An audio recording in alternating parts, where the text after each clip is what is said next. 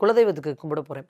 அந்த கேப்புக்கு முன்னாடி கனெக்ட் பண்றதுக்கு ஒரு விஷயம் என்ன நடந்துச்சு அப்டின்னா, அதுதான் என் வாழ்க்கையில முருகன் ஃபர்ஸ்ட்டு என்டரான ஒரு விஷயம். எனக்கு இப்படிலாம் நடக்குமா? அப்படின்னு நான் எக்ஸைட் ஆன விஷயம். இந்த ஆடி 18க்கு போறதுக்கு முன்னாடி சந்திர கிரகணம் ஒரு நாள். அந்த சந்திர கிரகணத்துக்கு எனக்கு அந்த பாதுகாவலரா அவங்களோட இருக்காங்க இல்லையா? அந்த அம்மா எனக்கு ஒரு தொலைபேசியில ஃபோன் பண்ணி, "ஐயா திருச்செந்தூர் போறாங்க.